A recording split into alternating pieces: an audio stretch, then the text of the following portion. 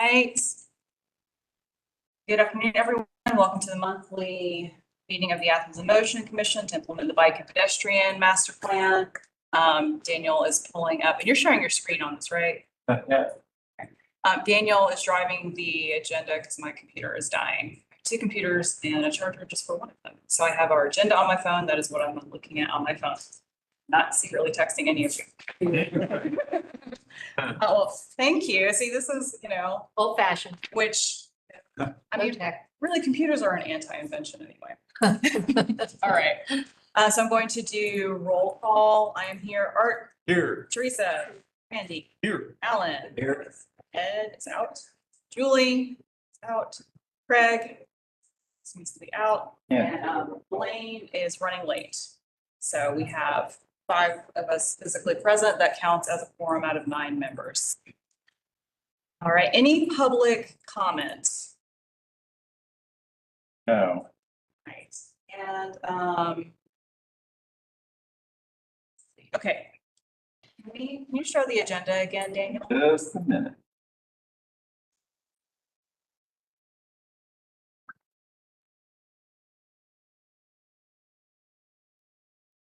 Yeah.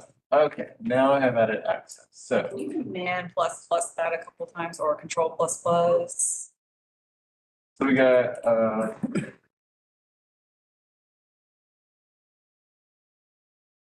Yep. Okay. So that's our okay. Yes. We have a full agenda today. Craig's leaving, and for our major items, we're going to we have Steve Bailey with us, talk about Atlanta Highway West Broad, Lexington Road, T-Splosh Sidewalk Gap Project. We will have a vote on that today. You all had a chance to look at some of that, but we will be able to answer the questions.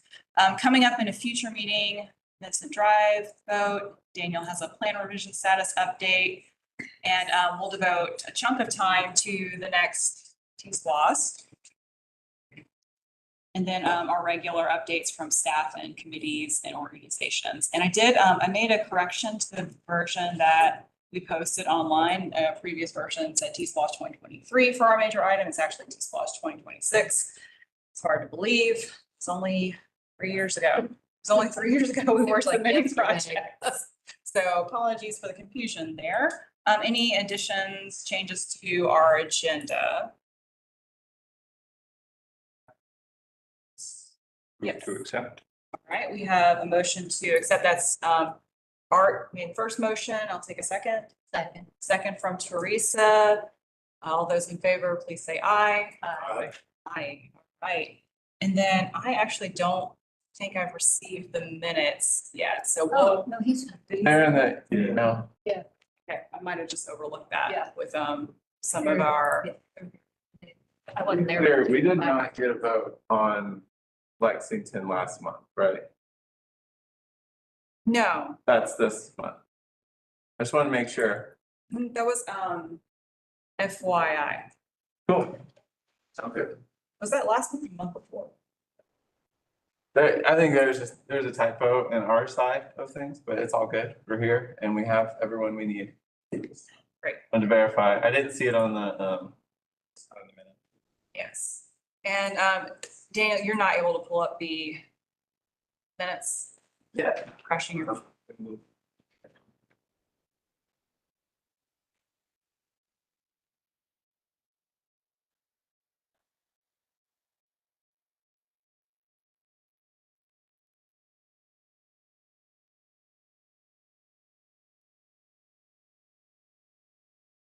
Okay.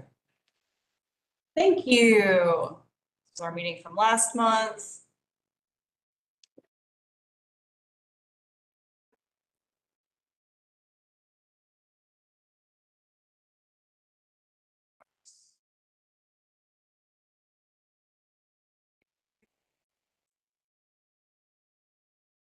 We heard from Jared last. Well, again, we'll have an update on that. Any additions, corrections to our minutes from June?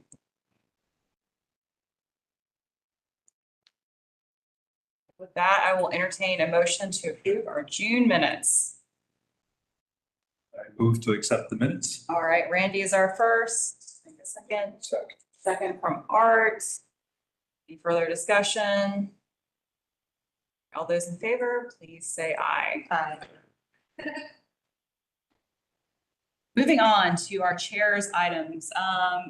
So this is supposed to be Craig's last meeting. I haven't heard from him, but he is resigning from the Athens Motion Commission. And Craig has been with us since day one when we first started. Well, he's not resigning, but his term is expired and he's not reapplying. Thank you. Yeah. Technically, he is not reapplying. So that will leave space for one new person to join us and share their ideas. And I don't know what the status of that process is. Status, if they're interviewing anyone. I have not gotten any updates and I don't even have, I need to follow up to see if there's an application link because I think Alan said he had. I can't. I Oh, no, can't okay. find anything, Interesting. so I can't apply. We'll make sure that you can apply.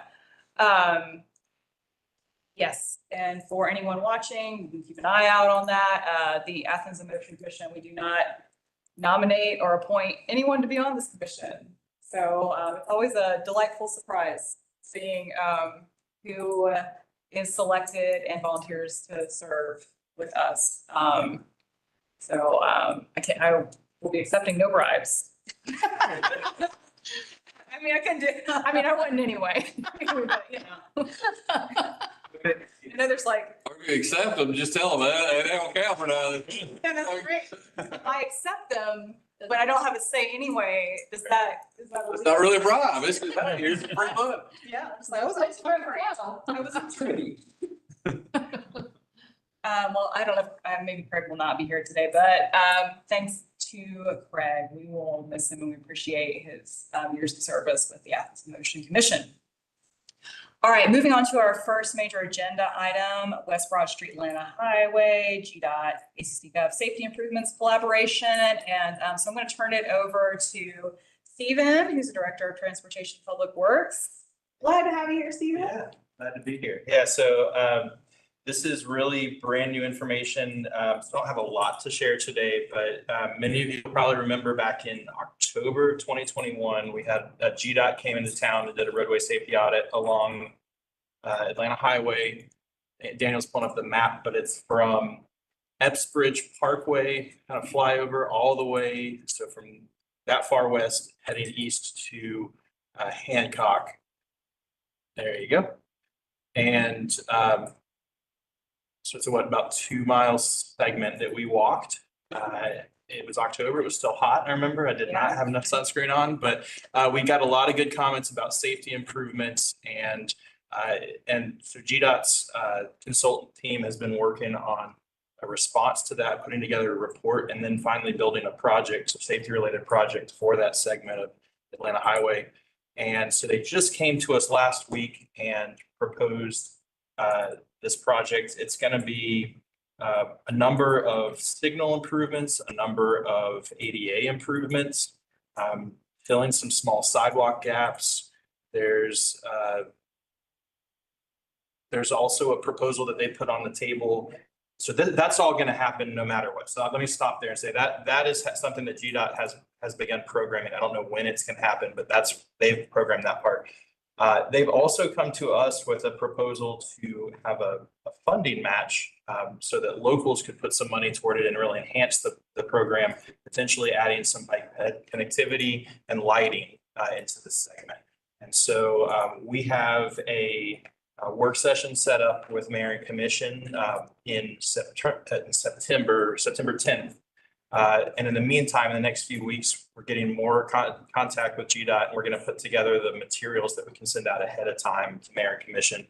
Basically, we just show a concept of what they're proposing, what they're already going to do, regardless of what we say, and then what there might be opportunity for us to put some money in as locals to enhance it. So again, I don't have a whole lot more details I can share yet, but I would say in the next 2 weeks or so, we're going to send that over to Mayor and Commission. We're going to package together some materials for them to start looking at before the work session. And at that point, we could share those same materials with you all as well. If it's something that once you've had a chance to review the scope and see if it's something that you're in support of, If you'd like to put together maybe a letter of support prior to any kind of vote from mayor and commission, the expected timeline would be that we have a work session or a Q&A session with mayor and commission in September, and then they would vote to say yes or no to a public partnership, maybe in October. So I feel free to ask questions. I don't have a whole lot more details for this, but I'm happy to talk what I can. Question. Sure. Okay, so Athens in motion at the list, T-Splost around, we put forward a project for Atlanta Highway that I believe goes from Mitchell Bridge to Hawthorne out.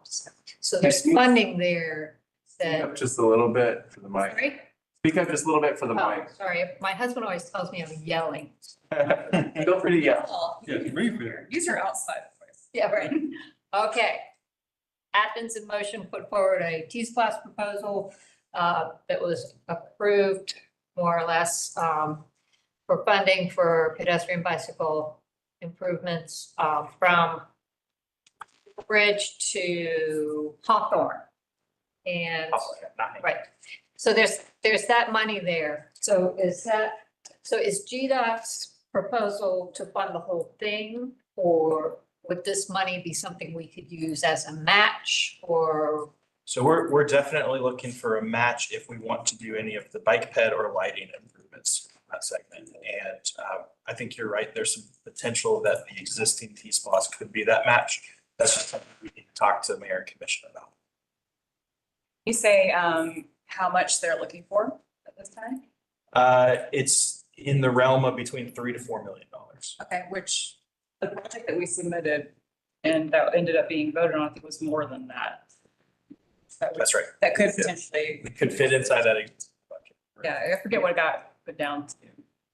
But yeah, Did you want to mention the benefit cost, the way that they do VC ratio? Yeah, and so one of the reasons, one question that might come up and commission might ask this too is, well, why can't GDOT just fund the entire thing? If they have an idea of what they want to do, or why can't they fund the entire thing? And part of that is because they really strictly live by this idea of a benefit cost ratio. And they look and see what is the benefit to safety and level of service, accessibility versus the actual cost of the project. And they use data based on historical crash rates, volumes, that kind of thing, to actually make that determination. So the bike ped component, they said if there's I don't think it could fit into their initial funding and still meet that cost benefit ratio, but that's only looking at their funding, right? So if the locals come and say, well, actually take that off of your project scope and we'll put the money towards it, that actually really bumps up your BC ratio if there's a local match there. So that's one of the reasons in a lot of these cases why partnerships really move those up the rankings for GDOT to determine their project list. Does that make sense? I think so. So they are, the amount is not like what the project would cost itself if we were doing it by ourselves. That's right. So they are Absolutely. paying for us. Yeah, so I think that's a good distinction. This is a much more expensive project than $3 million. Yeah. That would just be the local portion that we might want to be able to bring to the table. So like maybe in an ideal world, GDOT would pay for everything. However, like we have the money, this is what we anticipate. This is one of the reasons why we submitted this project for T-Splost 2023 was along this corridor that GDOT controls was the potential for collaboration. So here's an example where it seems like the opportunity is there. Pending mayor and commission's vote. I think that this is exactly what we were hoping for. Sounds great. Yeah. Yeah. So this was you and representatives from GDOT walking along? I think Lauren was there. I was there, yeah. We had Bill was there. people from different departments in the county, but we also had people from the GDOT district office, from advocacy groups. I think we had people from Clarke County Schools. We had a lot of people. That's great. Hospitals, yeah. I'm impressed that GDOT would get involved too. I'm impressed with you, but I Yeah, no, it's, expect nothing less, but Yeah. GDOT is. No, they've been great. So the GDOT Safety Office is one that led this up, and I hope this is kind of the the template that they'll start using more often because it was a really good experience. Sounds great. It's very exciting. And yeah, it was a hot day. It was a long day. I took off from work. And it's one thing to like look at a map, right? Or to drive along corridors, be along the side of the road, and then having these conversations Yep. along the way and putting these data points. So we got to, it was great. We had the little app, right? And we could say, oh, this is the problem. This is the problem. See the real user experience of walking that entire length too. So at this point, do you want us, would it be helpful for us to plan to have a letter ready that you could deliver for the, assuming that it ends up on the October agenda, something like that? I think next step is, once I'm able to get the information over to Mayor and Commission, I can follow up by sending it to y'all. Take a look at it, probably read it before your September meeting or August meeting, depending on when in August you meet. Oh, yeah, that's right. It's a couple months out. Okay. So if you meet late August, you might see it before your next meeting. And if that's the case, and it's something you want to talk about then at that meeting, that'd be great. Great. Okay, so I'll just say August, at our August meeting there, we'll approve a letter.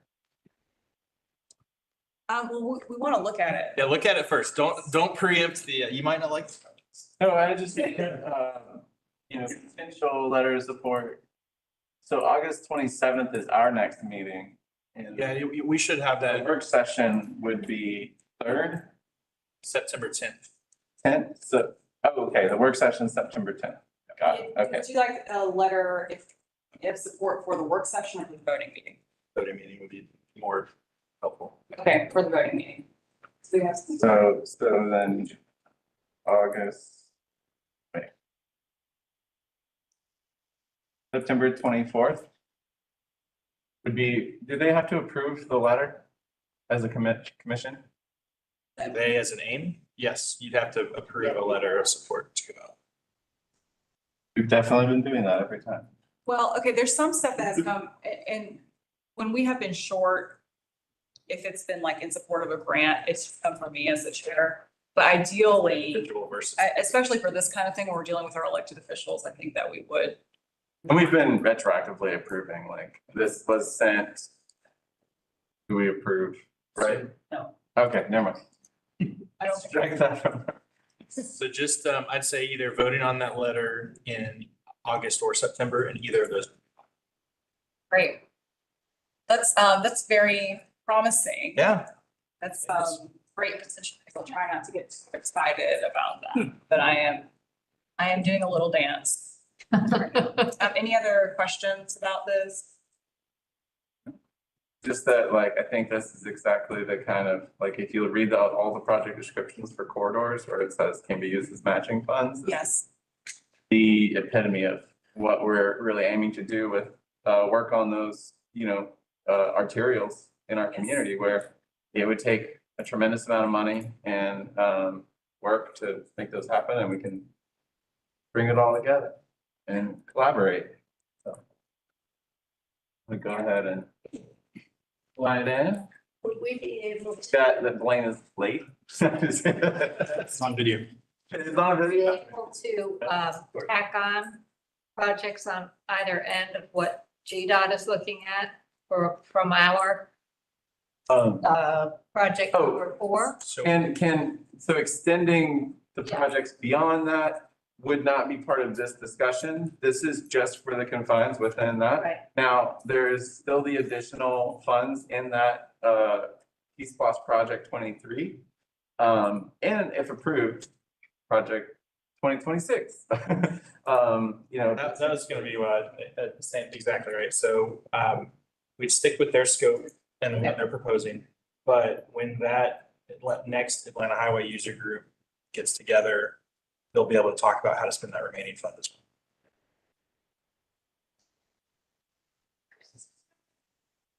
All right, so if we're all good on the West Broad Street, we'll move to Lexington Road. Another project we submitted. Well, this is a little different. This one is not the one we submitted. Correct. This is, good evening, everybody. I gotta stand up, talk. Yeah, come talk. See. Here. This this is what we call the Lexington Road Sidewalk Gap. This project actually was submitted by a citizen, and it was very specific to connect Cooper Road to like the edge of Walmart. So Park Apartments, that one church, Athens, I forget the name of Athens Church, Athens, sorry. But then Lord Stevens Funeral Home, and then connect up to the existing sidewalk there at the first entrance of Walmart. So it's very specific, and Mayor and Commission of course approved that project. So, by law, we have to complete it. Unfortunately, it seems very simple, and they always seem simple early on, but it is a state route. Y'all are aware of what needs to be done there. There's not really room just to find a good flat spot to put a sidewalk in to move. So we are going to have to construct curb and gutter, storm drain, all, kind of all the bells and whistles that go with, with building a sidewalk.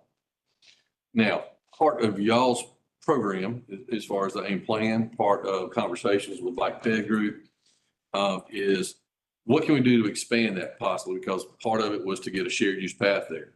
And so what we'd like to do, one of the things we want to come to y'all tonight and see about is there's I'll call it the sister project this is project 3. Project 2 is the larger Lexington Road corridor. Now that user group, and I brought that to y'all in March, and y'all supported those projects. So in March, y'all, that was one of the projects. One of the projects was promoting a little bit extra money from the project 2 to support project 3. So now we're down the road a little bit. We've got a little bit of extra information, a little bit more design. We've got the survey complete, all that kind of good stuff. And we still know now we're still a little short of funds. So one of the things we wanted to bring to y'all tonight is, because it kind of still fits in y'all's larger umbrella, is to ask for, you want to call it donation or financial support out of the Project 25, the T-Splosh 2023 Project 25 Bike Ped, is to include Project 25 money into supporting the GAP project at the tune of around $250,000. And so that's what we're trying to build everything out the way we want to, but we're trying to coalesce kind of like the different T-Splosh projects, and like who's kind of the user group, who's the controlling kind of subgroup. Y'all are kind of the controlling group out of the Project 25. So we've got the T-Splosh 2023 Project 3 Sidewalk Gap project. That's about a $500-something thousand budget. But by the time you do design, utility relocate, all the permits, that gets you closer to $300,000 worth of construction money. And so we need $800,000, $900,000 shared use path. So the user group for project 2, the bigger Lexington Road group, has committed $250,000 to support this effort. And so what we're coming to y'all tonight is asking y'all to maybe additional $250,000 to get us up to that $800,000. Okay, so this was originally a sidewalk project submitted by a resident of Athens-Clarke County on behalf of their, I think that they said we have that. Athens in Motion submitted a project for some kind of like multi-path facilities that became a more generalized project on the north, that's going to be on the north side of the corridor. So that group has also put in, the user group has put in some money for this too. Okay. And That's so, project 2. yes. Yeah. Okay. Yes. And then we are asked to put in a little bit more. And what this would also do is this is no longer a sidewalk project, it's a multi-use path project, because the overall vision for this corridor is a multi-use path on the north side. So this would help get us there, and the curb and gutter and all the stuff that's needed. Is that right? That is absolutely correct. And just for clarity here, so is it to Cooper or is it to the end of the sidewalk at the bus stop next? Oh, yeah. We're tying, right now we've got it tied into the sidewalk right there at the edge of Cooper. And then the other extent, does it go to this entrance or this Yeah, entrance? it goes to the westerly side. And one of the thoughts being here that it makes a lot more sense if the true vision is a multi-use path on the north side. It makes a whole lot of sense not to just build a 5-foot sidewalk and then tear it out a few years later and put in a 10 or 12-foot Right. multi-use path. That would be dumb. Yeah. I might have just misheard, but you mentioned project 25. Or what, or I think I apparently, so where is the money coming from? That's what we refer to as, that's the bike ped bucket. Yes, thank you for the big buckets. We also. Athens. I wasn't sure. Yeah, thank you for asking about, okay, yeah, there's so many projects going on here, but in addition to what we submitted for Lexington, that's now gonna be like multi-use path, we have a big bucket that voters approved where it's for general, like tier one kind of stuff. And this is, it would fit in line with, this would fit in line with that because Lexington is a tier one Right. corridor. And in the project 25, it's right here in the statement, you know, it follows the AIM plan. So that's why we wanted to come to y'all and talk to you about it. And yeah, and this commission is the user group for Project 25. So in the same way that we have user group meetings for all the other projects, these commission meetings exist as those user group, and the votes that are provided here count as user group votes towards these projects. And that's, it's been a minute since we've had a, user group vote because we've been working so much in the preliminary engineering stages. But this is us getting geared up for another round of those. And I mean, that's specifically the request would be for you all to vote on recommendation utilizing that bucket of funding to go towards this project. Which means less money to go towards the programs and tier one projects that we've talked about before with the whole budget spreadsheet where you've got Barber Street and cost escalations and Cherokee Road, like this is using that same money. So, but my personal opinion, bike ped coordinators, this is a tier one corridor as well.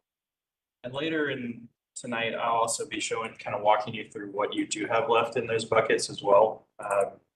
I think this is something we could easily, you all could easily say yes to and still be able to meet all of the other obligations or hopes that you had.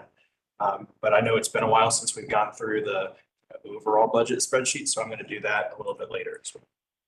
And how much, can you repeat again what you expect will come out of this? Out of your program budgets, we believe our conceptual cost estimates right now are floating around the $800,000 mark.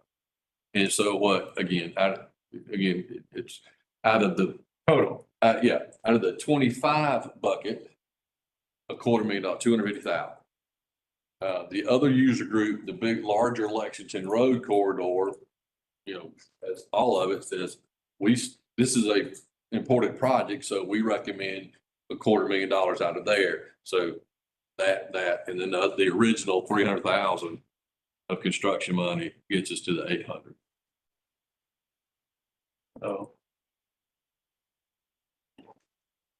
And we want to have that discussion and basically commitment, if you would, because our next step for the sidewalk gap is to go to mayor and commission and say, hey, this is the project concept. Instead of doing a sidewalk, our other project partners, y'all, the other user group, have committed this amount of money and recommend using, a small portion of their bucket to support the overall goal of having that as a shared use path in this entirety. The ask is for $4 million from our big bucket. Oh, no, 200. Not for a quarter. 250. 200 million. Yeah, Okay. 250,000. I like that so much better. Yeah. So, We just want to be able to go to mayor and commission and show the collaboration, show that, we've got some other buckets of money fulfilling the need there. Instead of just saying, hey, we can't afford it, we got to do a sidewalk. We wanted to try to get there. And I think that's a very good thing for us to do. But I like it. I like if we would look at the budget overall first, but I'm all for this. Sure. To complete that corridor would be awesome. And connect Walmart to all those communities that Yeah. now do a lot of walking so we will without a sidewalk. hold a vote after we finish the presentations and look at the budget. So if that works, it sounds like that's what you're saying? Yeah. You'd like to do the vote after you look at the budget spreadsheet? Yeah. Okay. Okay, Because we got one more project that we are also going to ask a similar ask for. I think, that's, And so it makes sense for us to kind of have all the info. so we'll feeling positive, but we will hold a vote pending the finance Yeah. update. Yeah. So, are there any other questions about this particular item? Great. Can I beg a departure just for a half minute? I need to leave in a little bit, but I'll just wrap it up either as part of the T-Splosh program, or you can consider your staff reports. The larger Lexington Road project we talked about, the sub-projects that we brought to y'all in March, we are going through, and we just launched today, a public engagement. Right. So you can go out, if you haven't seen that email yet, you can go out and share that with whatever group that you want, or, fill out. It just shares kind of like the top list that we brought to y'all earlier on, just to get some opinions on that. So we just have a little bit of that public feedback. So when we go to mayor commission and share it with them, that we've got as much up-to-date information as we can. So that's out there as well. Wonderful. Yeah, I saw that. Thank you. All right. Thanks a lot, Derek. Thank y'all. Come hang with us. We'll update you on how we vote. Yeah.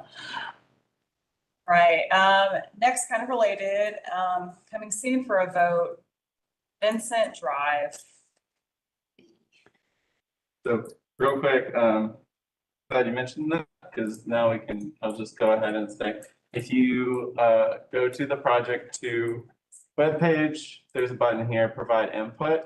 You'll probably see it through our socials too. And I think there's also a public input webpage for ACC Gov. So there's a lot of different ways for people online. If you're wanting to fill out the input, this is the direct link to it here.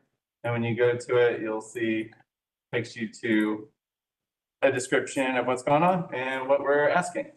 So yeah, now let's get back over here and Vincent Drive. Mike, I will get your document here. We'll talk from whichever graphics you put up.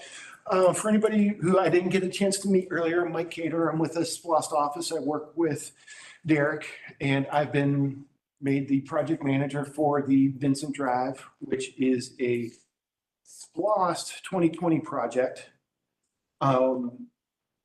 The project had been, I don't want to say concepted, because that's what we're preparing to take to mayor and commission is the concept. But the hope was to construct a sidewalk from Newton Bridge Road to Jefferson River Road. And the overall project budget is about 1.6 million. As Derek said, you take out the other costs that we need for design and other factors, we end up with about a $950,000 construction budget. Our preliminary estimate for this is $2.34 million. So there's a shortfall. We are going to go out to public engagement to try to ask what is the priority for the communities being served here. We figure that there's probably 3 likely scenarios that we're absolutely open to if the public comes up with something else, but to start at Newton Bridge and see how far $950,000 takes us.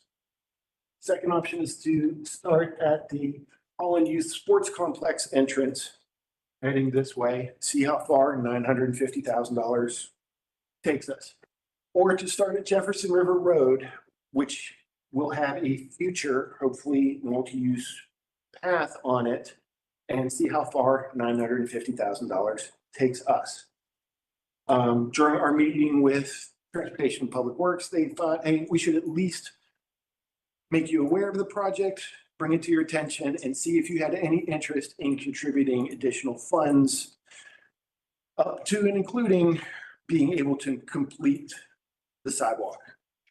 It's a big ask, we understand that, but it was to put it in front of you. These are the cost estimates for the different colored segments that you're seeing there. I don't know that they necessarily line up with what we're going to take to the public as concepts, but it should give you a good feel for what the total cost is. And as you can see, it's a 1.4 mile corridor from Newton Bridge to Jefferson River. This is kind of informational tonight, and I think it's anticipated to have you vote on yes or no and a dollar amount in your next meeting. So I was gonna say, yeah, please. You mentioned the multi-use or the future multi-use path, I guess, on segment one, is that right?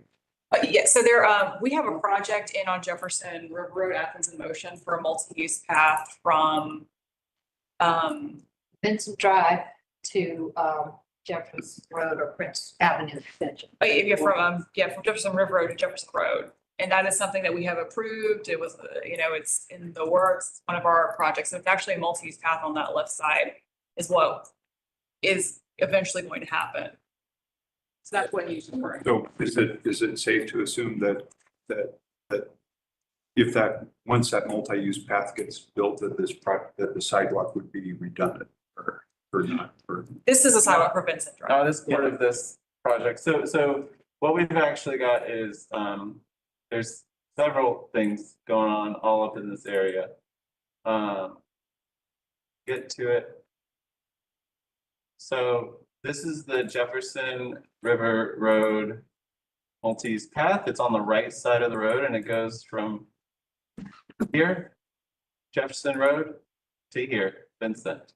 Now, what we have before us is a SPLOST 2020. This is not a T-SPLOST, but a SPLOST 2020 project called Vincent Drive Sidewalk Project.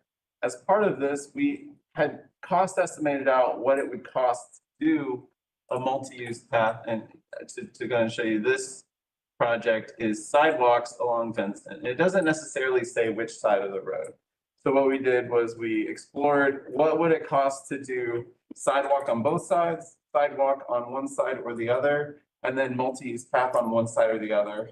Ultimately, it kind of came out that I believe the cost was similar for a multi-use path on one side versus the other. So like option A was like, in option A, not for voting, but option A for the future vision of this corridor is, multi-use path on the north, sidewalk on the south, or sidewalk on the north, multi-use path on the south, or sidewalk on both sides and in-street bike facilities. If we could get the speed down low enough, you wouldn't even need marked facilities, but it is a tier 2, I believe, bike project, but it is a tier 1 pedestrian project, which is why the project was brought forth in 2020 after Athens in Motion. So, And I will say this, Vincent Drive originally was presented in the first T-SPLOST, and it got approved with SPLOST 2020. gotcha, thank you.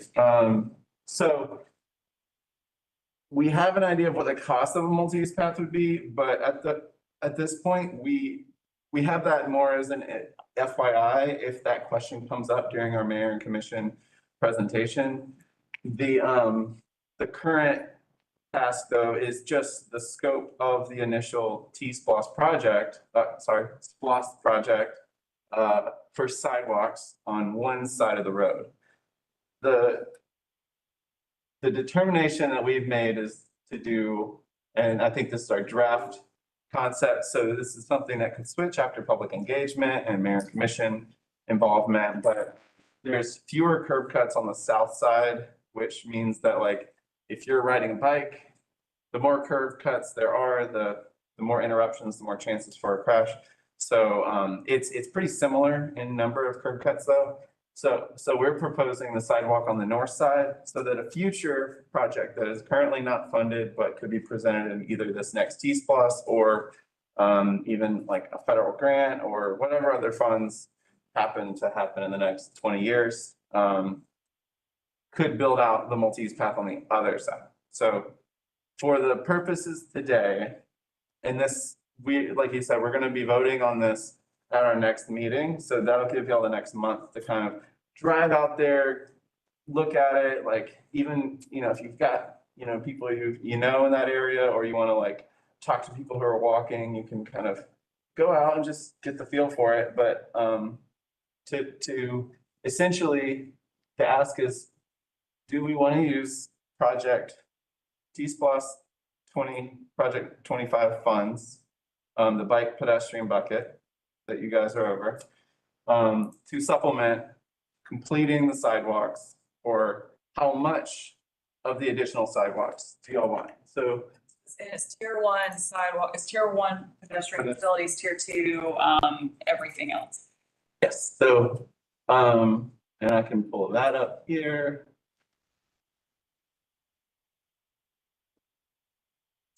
So y'all were not voting on this, so this is just discussion. This is just discussion, and please, and you know, you'll get the review of the funds that you have available. And it's just that, be it for SPOS or T-SPOS, we're charged with delivering a project for the funds that we have available. So as much as we would love to run the sidewalk the whole way down, I can't take that as a proposed project, Mayor and Commission, because it is outside of the funds available for that project.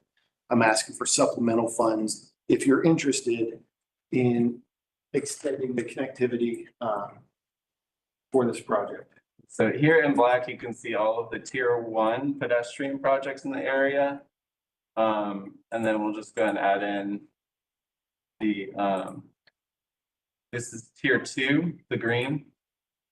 So just to kind of show you, green is tier two, orange is tier three, and then blue is tier one, which you don't have any in the view. And then for pedestrian, solid black is tier one, medium gray is two, and tier three is lighter gray. So the easiest way to see it is to just kind of turn it off there, and then you can see that this is tier one project. But this kind of addresses the question that I have, but I want to hear a little bit more detail. That the question that I was thinking is how connected is this thing that we're down on Vincent Road, the sidewalk, to other infrastructure, or does it create a gigantic gap in the system right now? Well, like I said, I think that's where we were going to go with our public engagement and asking them for their priorities is to what would they want the connectivity to the future multi-use trail, knowing that it's not constructed yet, but it might be. Bus stops. Yeah, There are bus stops. on Jefferson River Road. I don't want to lose sight, and part of the discussion, excuse me, Mike, for jumping in. Yeah, one of the things I think, going back to your question, you know, or what are we connecting or what are we gapping out, so to speak? Not that it's the sole driver, but one of the things we want to make sure we as staff do is, of course, always kind of coordinate with our other facilities. So for the sake of the argument, if we have enough money to build, you know, part of this, can we get this neighborhood, these two neighborhoods connected to the park? Right. That creates connectivity that you were talking about. However, it may leave a small gap to get to the next, all the way into town kind of leg. So it's, when we were looking at it from a staff standpoint, it's not just we got to get to one point. It was like, there's kind of 2 points on each end, depending who you ask. And again, the public engagement side of it, depending who you ask, somebody's desire may, hey, my kids go to the park every day. Or somebody else may say, I have to go get groceries and I have to walk in the ditch with my groceries bag if the bus is not running. Two very viable options of concern, but kind of two different directions. So that's one of the things we want to do. And that's why one of the things we're kind of trying to break it up is like, if we only have so much money, what is the immediate priority? And that's going to be a question for the public. The question for y'all is, how much do we want to supplement? Be able to kind of make more things for, so yeah, like he said, Holland Youth Sports Complex, I believe Leisure Services said that people have cut holes in the fences to pass from the neighborhood into the park. So there is a desire, at least for some people, to connect into there. You know, it's largely an athletic park, but at the same time, it's a lot of green space, a lot of area to walk. I've walked over there before. I know someone who used to live over on this side of town. And I believe there's also a SPOS 2020 project for Holland Youth Sports Complex. I don't know the number, but Did I get in there? I believe so, yeah. I can pull that up in a second. The other things, so you know, and what is the destination here? I can't quite remember. So paving. Haven, which is, Um, Facility services. yeah, it's a disability service and I can't, forgive me, I don't remember exactly what disability services that they do, but it is a disability service. so I mean, that could be a good point of connectivity there. There's this, there's the park, there's the neighborhoods, there's the, So there's a family currently gallery at the end. funded multi-use path on Jefferson. So there's different points of connectivity. And, you know, while we're not deciding which ones are the most important, because that'll be for the public to discuss, we can kind of help supplement that, you know, at least the pedestrian connectivity with our Athens in Motion funds as well. Can I just share an observation Yes. that, where the Vincent T-bounds into Jefferson River Road, there's a lot of housing construction going on there. Lantern Walk is resumed Yes. its development. You know, there are existing homes and then they've been, doing a lot of building. Yeah, and there was a question about connectivity. So this is our side, all the yellow is existing sidewalk. The pink are sidewalk gaps. So if that helps inform the connectivity here, at least from a pedestrian standpoint. Now, most of these neighborhoods are low enough volume and speed to where I would say most of this you can walk on the street without worrying about the sidewalk. There's on-street parking. I believe it's a similar situation up here, but I haven't been there. But yes, for this main corridor, that is pretty high speed. I want to say 40 or 45 miles an hour. 45. So you have like about $900,000 for construction from the slide. I have approximately $950,000 for construction right now. I want to be clear, you're under no obligation to contribute funds. You're under no obligation to make up the entire difference. If it was a desire to finance a specific section, we could find out what that dollar amount is and bring it back to you. Or if you said, we might be willing to contribute this much, we could talk to our engineers, our design professionals, and see what additional connectivity that would provide. Or, and like I said, if nothing comes from the group, I just move forward with the money that I have, and that will be the project, and that's fine too. Are there any funds available in that sports complex, SPOS funding to contribute to the sidewalk down there? Not within the right of way. I believe that, we will pull that up. Lost, see that one. This is what happens. 2020, project 13. So the project description for that one. Renovate, expand, and improve Holland Youth Sports Complex and facilities within the complex. So examples of eligible sub-projects may include new score stands, new concession stands, bleachers, playgrounds, fencing, scoreboards, general safety improvements, storage facility. The key word here is within the project. Yeah. Within the bounds of the park. So things like that. I mean, it's a good question. It seems like if they could fund that little yellow strip and then connect to the other end, which is more connected to existing or planned sidewalks, then we could talk about the middle part or something. As a possibility. Can we get a copy of the segments? Daniel does have a copy of the segment. Okay, so again, we don't have to come up with a vote today. I really don't have any direction for us. Maybe something I just want to throw out there is, we have Barber Street that's definitely happening.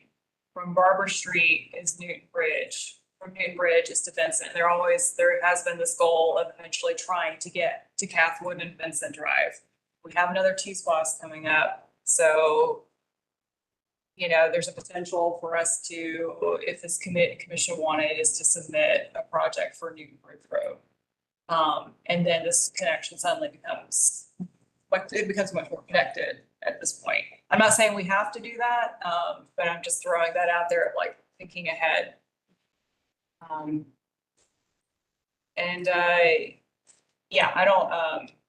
I think we'll just talk about this more, maybe talk more next month when we take our vote and maybe have a little bit of time to chew on this and think about what are some options here. And then when we all have feedback from the community. We are It's gonna be a just, while. yeah, it's gonna be a little, we're just starting to initiate that effort. So I don't know that I would have feedback by your next meeting.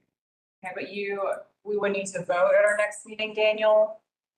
To have it on the books, I believe I am aiming Trying to figure out, like- for a September, October mayor and commission cycle is our hope.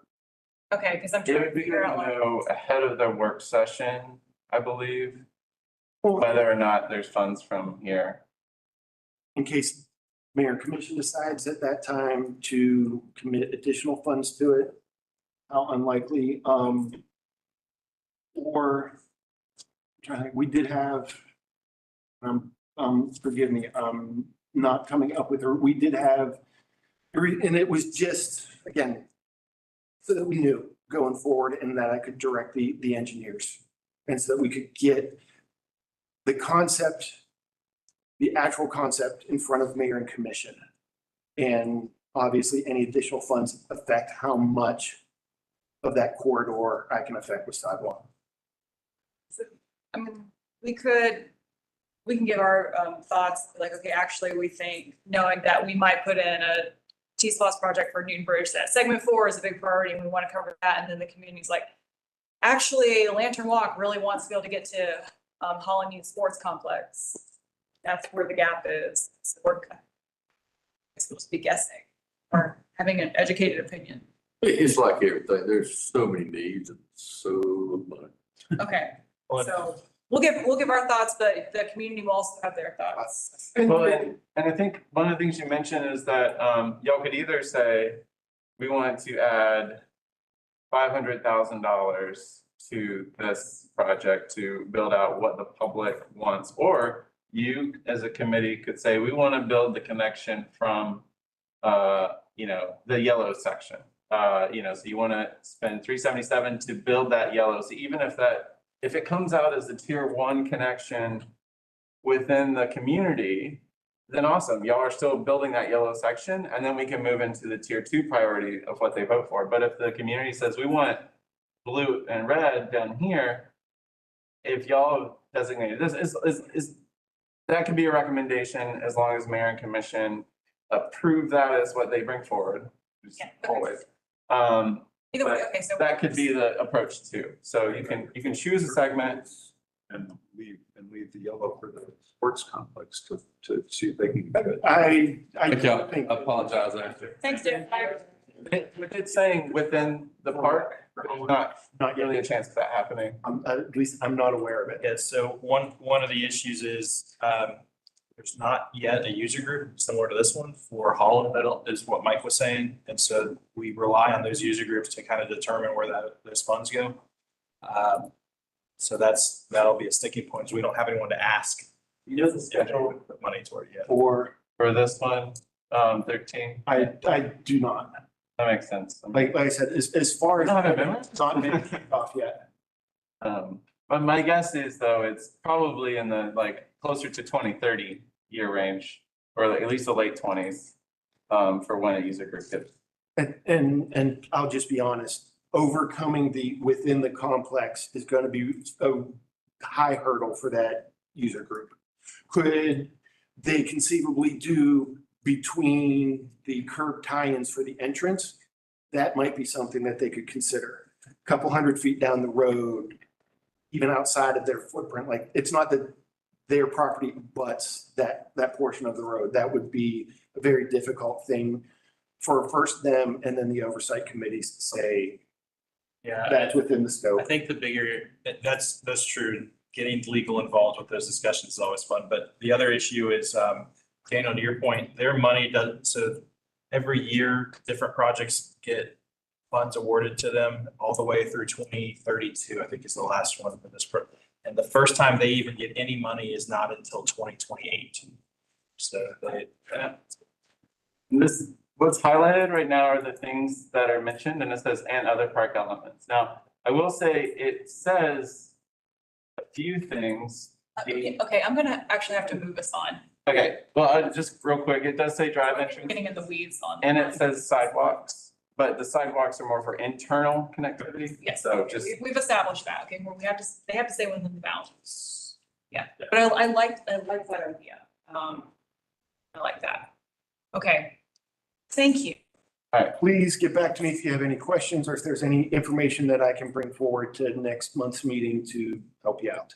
Okay, thank you so much, yes. and I have forwarded that to the listserv, so you should all have it in your ACC Gov emails.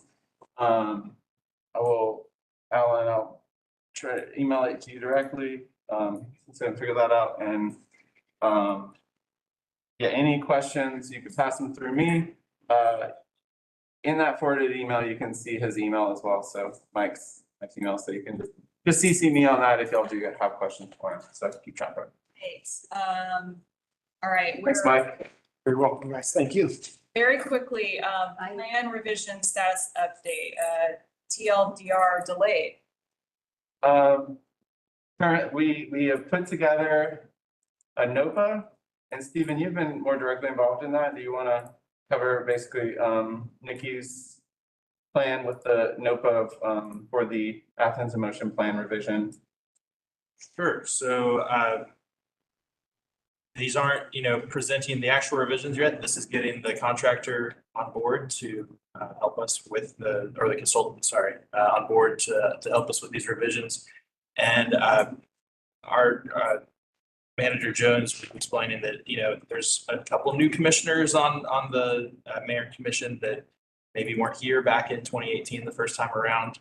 So it's probably a good opportunity for us to get in front of them and explain to them priorities behind Athens in Motion, the history behind it, and then what this revision really means as far as next steps and the guidance for the next few years for this. So Daniel's putting together some documents for them.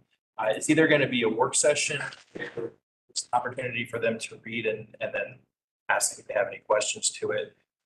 Once we get through that, which is probably going to be September, October, we get through that and then we can move forward with getting Banesh and Tool Design on board to guide us through the next 5-year plan.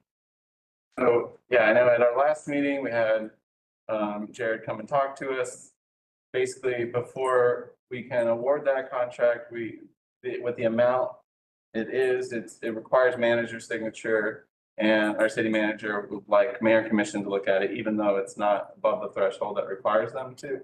So just to make sure that they're all understanding what's going on and what that is. So, hopefully, once we get that presentation, and then we'll send a NOPA along. That's the notice of proposed administrative action, which essentially just tells them what we plan on doing, which is to use an on-call consultant, Banesh, to work with the design group as a sub-consultant to do our Athens in Motion plan revision, and then we can get started. Do you understand what they're trying to do?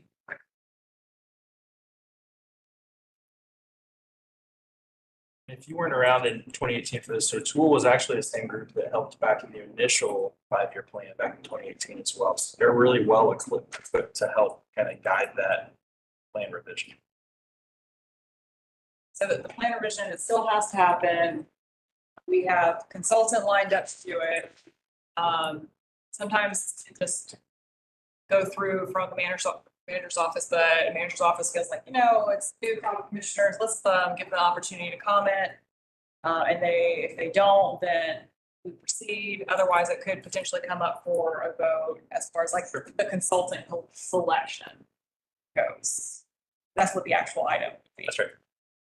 So it's not about, are we doing a plan revision or not? We're not doing a plan revision. It's really about bringing the consultant on to do the plan revision. Did I get that right? Let's share the agenda. So what this means for us in our involvement is we want to wait for mayor and commission to weigh in before we do our charrette, which we had talked about before, our 2-day kind of meeting. So we were originally thinking late summer, early fall. It's more likely this would happen in later fall, maybe November. Maybe it could happen early December. I know we're going to run into the holidays. So we'll keep y'all posted, and if we need to like adjust our meeting schedule or something like that, or handle our annual meeting differently. So that way we're not completely booked with stuff trying to accomplish this, and we can do something like that. So if you were holding the entire month of August or September for the charrette, like keeping your schedule clear, you can release those days. I know, I was like sitting here like, can I schedule a thing? Daniel. Just call it a workshop charrette. Like,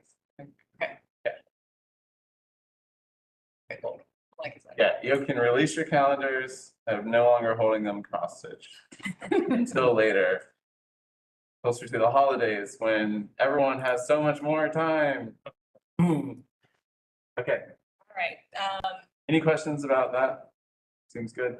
All right. so I'm gonna move us on to T-Splosh 2026. We're a little bit behind schedule, so I'm gonna give us until 5:40 and cut into staff updates. So we'll do staff updates from 5:40 to 5:50, like general staff updates, and then everyone else at 5:50. See if we can keep it to that. Yay. Next T-Splosh 2026. So do we want to do a finance update now? Is that what you were thinking? Yeah, is that all right, Daniel? Yes. Okay, I'll share my screen.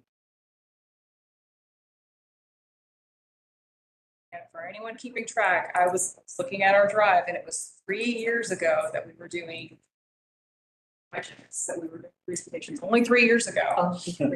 3 years ago. Right, I'll try and it's high level because not everyone loves spreadsheets.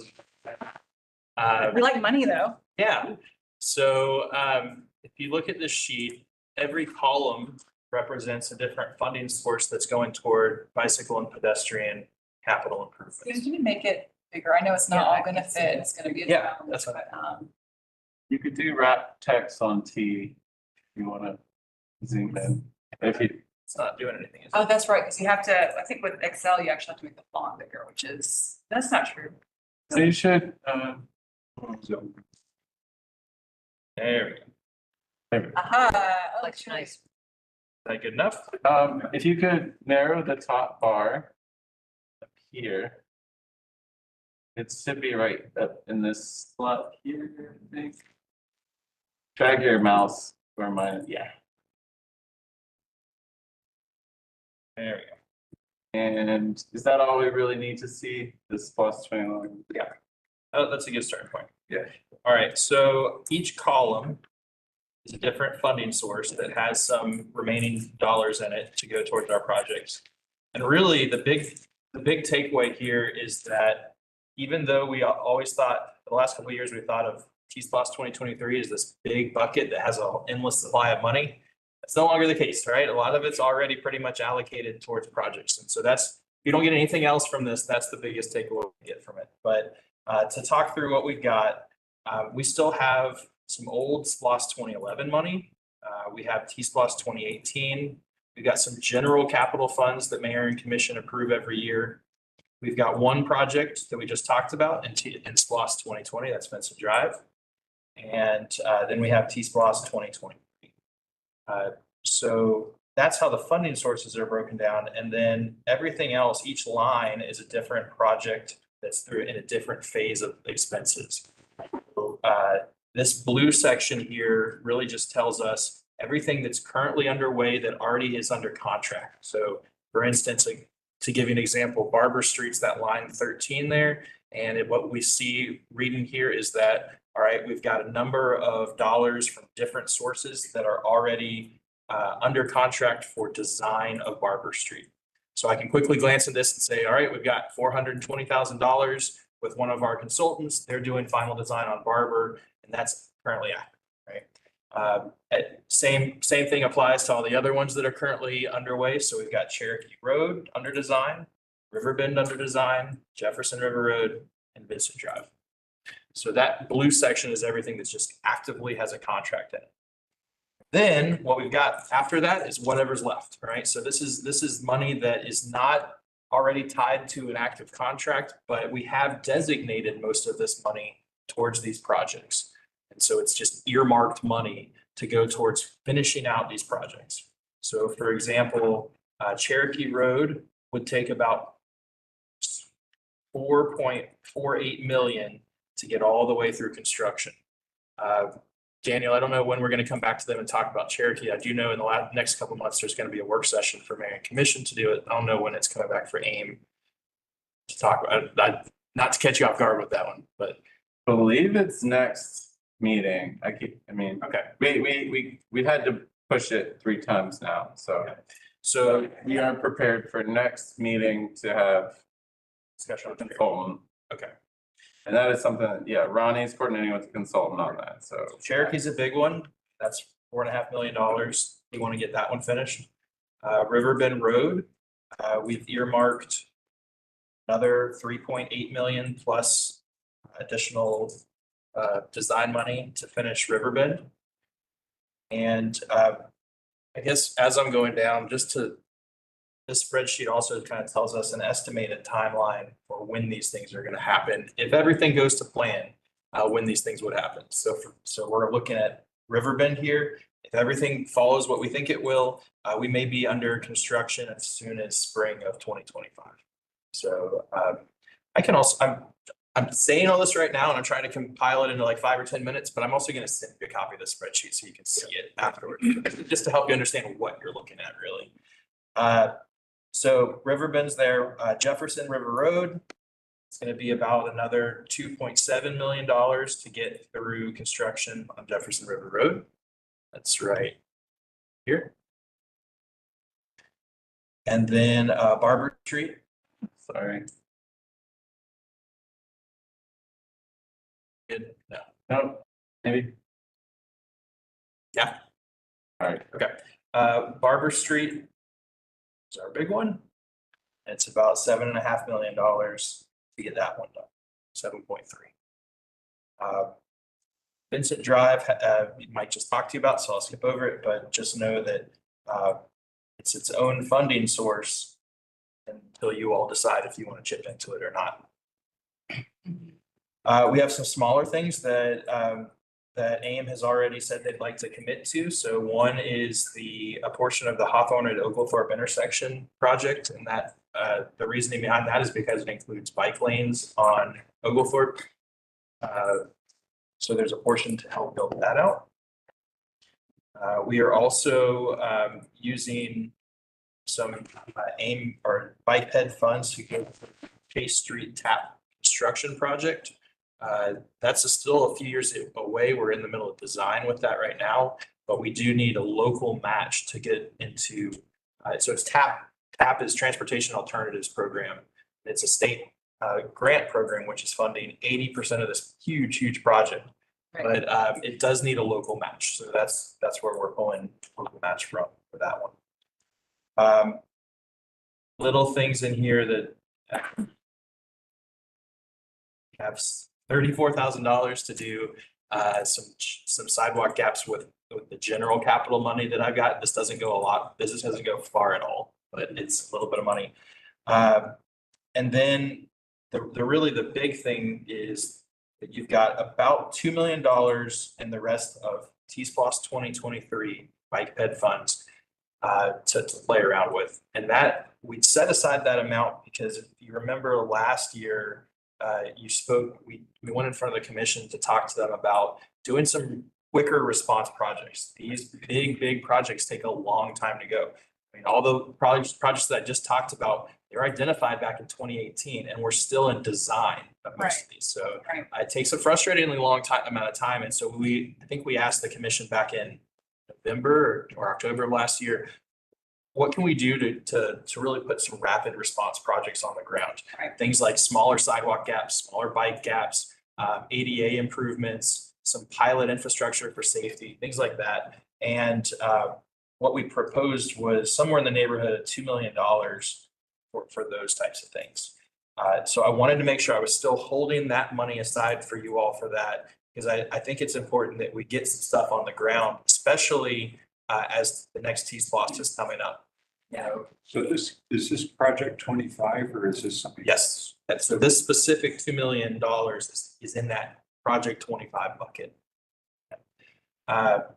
So holding aside some money to do some of those smaller, quicker things, I think it is I would at least recommend it from a staff point of view, especially if we're trying to consider East Loss 2026 to say, look at what we've done previously, let's keep moving. We need something to point back to and say, look at what we've done, right? So that, the remainder of it, you've got some contingency.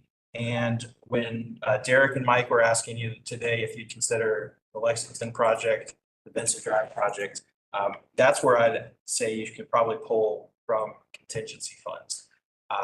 Contingency is usually set aside as a certain percentage for projects to make sure they don't, if they go over estimated budget, you still have money to cover that. We feel pretty confident with the cost estimates that we have on the big five, right? So Vincent, Cherokee, Riverbend, Jefferson, Riverbrook, Arbor. So I feel like you could dip into this money here. Sorry, you can't see everything I'm looking at. There we go. So this is about what you have in contingency. It's about $800,000. This could go towards the things that were just mentioned to you today. It could go towards the gap projects that we talked, enhancing some of the sidewalk gaps, bike gaps, and it could also go towards any overages in those projects we already talked about. So any considerations that you have on, do we want to fund Lexington? Do we want to fund Benson? I'd start by thinking you have about $800,000 to think about. And you could certainly tap into this 2 million. I just recommend that you save a good portion of that towards the smaller quick response projects. So that's a lot of numbers. So I'll pause and see if y'all have any questions. Yeah. Okay, so do we have any sort of work plan going for spending that $2 million?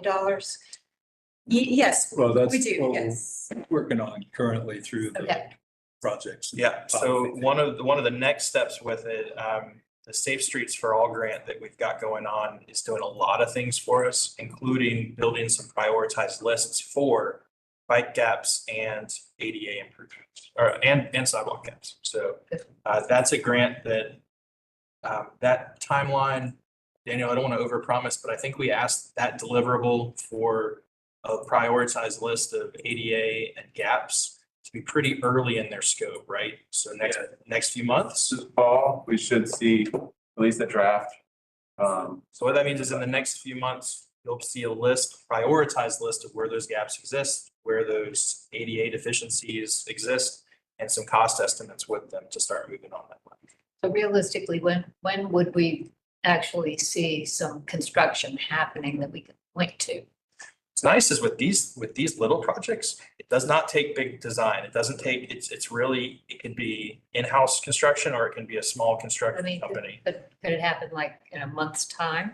So the bottleneck would be that we do require a mayor and commission concept approval. Yeah. So if with a draft version, so it kind of comes down to there's two options. They are working on an early delivery of the draft programs.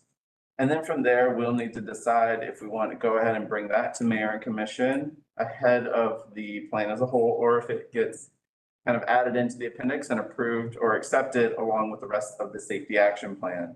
So if the consultant comes back the next few months with those drafts, then we get those in front of mayor and commission to vote on, we could be looking at construction as early as winter or spring, I think is what I can safely say. And would that be, when would the public be voting on the next T-SPLOST? They're voting, you mean like that everyone, when we're all voting? 2026. The public vote, to, Yeah. I believe 2026. But the committee will be reviewing projects early next yeah, year. but I mean, to get public approval for this, you're saying we would have some projects to point to. So I'm just trying to think, we've got, say, $2 million worth of little projects scattered throughout. Right. And we're going to be asking the public to vote to support the next T-SPLOST. Mhm. And being able to point to some things actually On the ground. happening would be very useful, because we got all kinds of stuff on paper that nobody knows about except for us. 'cause Especially- we- Yeah. We probably, so Derek probably could have spoken a little bit more to timeline of 2026. I don't know if you have more more on it, but I believe it's usually the fall before, so it would be late 2025, right? That I they, think that they're actually, I thought they said like a May 2026. Well, what I I think that's what I heard on the news. so Teresa, that means both between now and May 2026, there will be a lot on the ground. Okay, that's really good. Um, So going back to Lexington. Yes. Do I remember right that the ask, that the deficit that you're trying to plug is around 250,000 250,000 ask that we're putting forward. Yep. I don't know if it's time to, if you want to entertain a motion or not about, I mean, it seems like, it seems like that's money well spent from the roughly 800,000 that we have available in that contingency to take up to 250,000. Yeah, so at this point, are we voting on where the money comes from then? Or are we just saying like, we're You're- willing it for y'all to figure out where it comes from? It would be, I mean, It would be T it would plus be 2024. plus 2023, project 25. Okay, yeah, right. And we don't have to get Yeah, into whether or not the other, just because of the way that is, we're using that money because it's within the same year. And I want to draw some distinctions here, like every project that gets approved for a SPOS or T-SPOS does have like a certain amount of contingency funds baked within. Now, it doesn't always cover things here. So what we're talking about here with this Lexington project, where it's a small section that is a sidewalk, this is not so much contingency as bringing the project more in line with future plans along a tier 1 corridor. So I want to make that distinction because one thing I want to be careful about is, or be strategic about, is how we're using our funds and making sure that we're not just contingency for these other projects. And we might still be, they have value. We get to decide that, they all have value, right?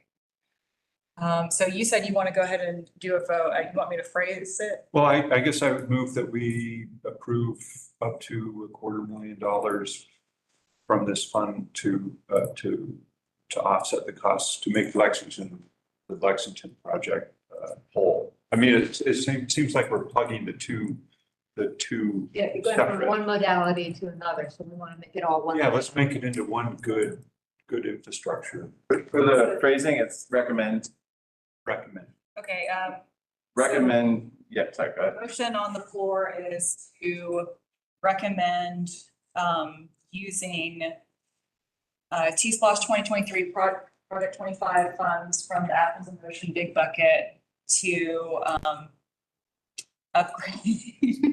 I don't know how to go. Let me see, optimize Lexington Road Sidewalk Gap, Project 3 from T-SPOS 2023, including multi-use path. Second. You could say supplement. Supplement. I just want to make sure that I'm clear that that contingency fund of around 800K is from 25. That's correct. Okay. Yes, so we have a first on the floor from Art, a second from Alan. Additional discussion. All those in favor, please say aye. Aye. Any opposed, same sign. All right, so that is approved, and we'll come back to the Vincent discussion. And so continuing with T-SPOS, was there anything else you wanted to cover as far as the money goes with? No, I'm going to send you that spreadsheet. If you have questions on it, please feel free to reach out and talk to me about it. It's a lot of numbers, but I'm always happy to talk about this. I do, WGA, so I'm assuming that this is current, said that the T-SPOS vote will be May 2026. Okay. Instead of November 2026. Now, who knows? And my understanding, I'm just gonna say, like, I have not seen the official schedule, but what I've heard is that project submissions open in September. That's what I've heard as well. And then that's usually about 3 months of September, October, November would be our latest to submit projects for this T-SPOS. So it's coming up very soon. November is the latest. Assuming that's the current schedule. They can always change things and be like, actually October 31st. But we'll know a lot more, I think in the next month, because the mayor and commission are going to appoint the committee, the advisory committee. So we have a little bit of time. I'm wondering, I had put in some suggested timelines for us for the next couple meetings, but maybe the first thing I want to ask is, do y'all want to keep this discussion happening in our monthly meeting? Do you want to form an ad hoc subcommittee over the next couple months to look at this more deeply? I just want to open the floor. Look at the T-spots. And what our next projects will be, yeah. Okay. I think it'd be kind of difficult to handle it in a 2-hour meeting. We struggle Yeah. as it is. Yeah. I for a separate be appropriate. Okay, and we did something like that before. Yeah. I have a lot of extra little meetings to work on. Okay, that's great. So we don't have to answer these questions tonight in this meeting. We can get a subcommittee on the books and talk about how we want to approach this and bring it back to the regular commission about like what we think our timeline is gonna be for selecting and approving projects altogether. Could I raise a point about T-Spots? I think it builds a little bit on what Teresa was asking about before, about spending the money before the next election. And the point is that it seems like one of the things these things take time, we all recognize. But there's the money that's initially allocated loses a lot of its value over that time. So, you know, you just wonder how much more sidewalk could Vincent Drive have received if it had been built within a year or something of allocation. And I wonder, is there anything that we can do as a commission to encourage some part of T-Splats having like more staff or more resources going to out there? It seems like there's always these bottlenecks that ultimately are going to come back to plague all of it because the public is going to get sick of. Right. So I think that some projects are being sent over to SPLOST office to manage. I think that's public information that's come out, right? I mean, the two that were presented today are managed by SPLOST office, being Jacobs. So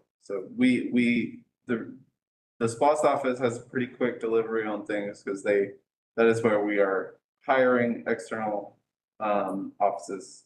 If we couldn't keep up with it internally. Now, the first 4 Athens in Motion projects that were funded, those I believe Barber Street is being managed by SPLOST office. But Cherokee, Riverbend, and Jefferson Road are being delivered by our department, and those we are making progress on. One is, believe Riverbend has been approved for 85% plans, so we're moving forward with delivery. And next on the list is Cherokee. Should be. So I guess the question I really have is there some percentage that we could recommend take out of every project that could go and contribute, say, to another project manager or something, an actual staff member whose job it would be to manage? They already do that. There's a percentage of each project that goes toward program and project management, and that allows the Jacobs team or whichever consultant's helping out with it to step in and add a project manager for that specific project. There's a lot of bottlenecks to slowing some of those big projects down. Some of it, yes, is management, but I mean, other pieces of it are like there's some political pieces to each of these projects that slow things down. Some of it is dealing with external stakeholders like the railroad or UGA or things like that, where it's just a lot longer of a process. And then the other pieces are kind of like what we talked before. It's not like we get all that money at the very beginning, right? It's tiered out into each year. So even if we, tried to fast track it, some of that money is not available until 4 years later. So I have a question about the whole T-Splus scope. Where does that total number, the total dollar amount come from? Who sets it? Because I felt like we didn't have enough money when we were doing the last T-Splus. They look at the sales tax digest and they kind of estimate out for the next If it's a 5-year program, look at 5 years. If it's a 10-year program, look at 10 years. And they kind of estimate what that's going to look like at a 1 penny rate. So I believe, oh, I don't know for sure, but I believe the next one is 200 million. I think last figure I saw was 6. Yeah, for T-SPOS 2026, they're projecting right around a little under 200 million. They can't bump that up a bit. Well, they will, and they have actually, when we were on that last season, at some Yeah. point, I think in the middle, they said, okay, actually, we're thinking of a little bit more money. Because you want, obviously, you want to have that up-to-date data, like while you're building the program, so that way we can fit in more projects, but then you don't want to go too high. Right, And not because then you have to like keep collecting tax over. Just bring in a couple more big profile UGA home games. And we'll get some money. Yeah. Like there might be one. That's right. They do a playoff. Yeah, there you go. Okay. Oh, wait, that's good. Yeah, so we just need to add another football game. Love that. You need to Be more good, football but to Athens. not good enough to get a bye. There you go. Host a home playoff. All right, so make that happen. Or no, World Cup match in Athens at Sanford. Did y'all know that, Sanford Stadium's like the biggest stadium in the state by capacity, hold the most. Really? I think that's true. It can hold more than Mercedes-Benz Stadium. Wow. Jeez, didn't know that. Hmm. This is how we're gonna make all the money for our transportation projects. That is- Wow. Right. Okay, anyway, that was a, okay, 31st. so there's some great discussion here. It's like, these things are taking a while. What do we have to show? Can we have any of the small stuff already on the ground? And I think, as far as like, there's gonna be a lot we're trying to get across to the committee who's reviewing these projects, and we can just say like, these are the things that are in the works. We'll do a little bit of transportation 101, but we can only say so much. We have like a short time to present. We'll have to trust, also mayor and commission. They'll have a bigger understanding of what's in the work. And we can include things, we can include a slide that's like, here's all the great things that are coming, but we have so much more to do. But that is, so maybe as a commission, we feel a little defensive because we're holding ourselves to a certain standard, like, wow, we've been in existence for how long and what do we have to show? But a lot of people, they don't even know we exist and they're not comparing what we're asking for to what we've asked for in the past, perhaps. I don't know. These are things we can answer, or, come up with together in our committee meeting for this. Just to like, one of the issues that we have is that like, we try our best to like provide cost estimates of actual costs and what these are gonna be. But then those usually get whittled down when they're trying to fit more projects in to get partial funding. So that's where we end up with a situation like with Vincent, where we're asking for supplemental funding. And it's absolutely fine for us to say, actually, no, like use the funding that was allocated for it and that'll be another T-SPOS project in the future. Right. That's absolutely okay. There's no pressure at all, but with it being a tier 1 project, I wanted to bring it before y'all. Yes. And yeah, we appreciate that. So any additional discussion for now about this? What you have here before you on the agenda is, this is just me personally brainstorming to kick off a conversation or your thoughts. We don't have to do any of this because this is not anything I ran by you. I'm just trying to like put some stuff out there so you can think like, yes, that sounds good, or I have questions about this, or that's terrible, or why isn't this thing on here? So that will help, I hope, get your brains, your gears going in your brain, your wheels turning. It's helpful. And your little electric motors charged and running. But it's very exciting. And then we'll probably have a new person on this commission who, they'll probably have some great thoughts and questions too soon. So Lauren, on the critical connections, the thing that I always think about now that I go out and enjoy the nice greenway extension out to Cars Creek, and I love that out there, but it seems, it's just every time I'm out there, I think to myself, I really would love to be able to go over to the Firefly directly from here without too much difficulty. You in a previous meeting several months ago, you guys tried to explain how you actually would get there, but I'm not totally sure. Is that something that we could be considering? Seems to me like that would be one one project that would be really impactful if we could connect those two trails at that point. Do you mean From like Cars Creek or somewhere on the, that you can kind of, from that end of the greenway, outside of the loop, I guess, to, Waffle House intersection? Is that, are you talking about like yeah, the, Waffle House intersection? So Cars Creek is here. It kind of does that.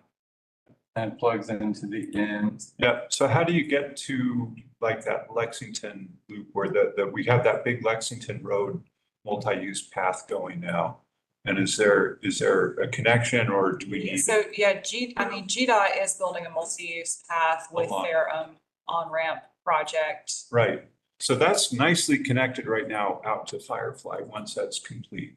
Well, they're doing this. Not quite. Well, GDOT is building this multi-use path here. Uh-huh. There's connectivity where you can kind of tie up here to the Firefly. I've seen our little bridge that doesn't exist. Oh, yeah, yeah. One proposal on Lexington Road is to connect to the Firefly Trail off of Lexington Road. With that, Yeah, that was there. That was part of it.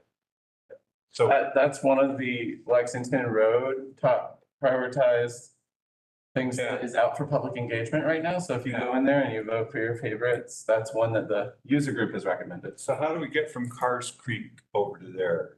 The Greenway network. right now go back the Greenway, Hey, Daniel, I have your answer. I know you do.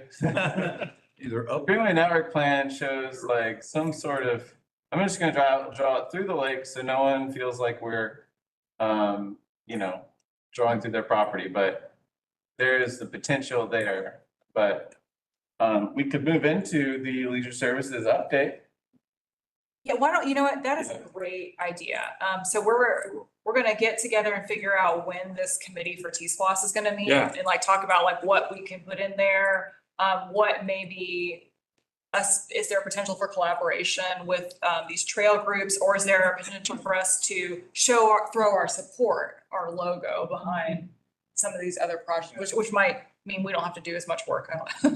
And yeah, so okay, we'll talk about when we're going to meet in these ideas. So we'll kick it over to Todd. Thanks for waiting so long. Yeah, that's no problem. Just to give y'all kind of a quick update about that idea, Daniel, bring the map back up. Bring it back up, Daniel. Aaron.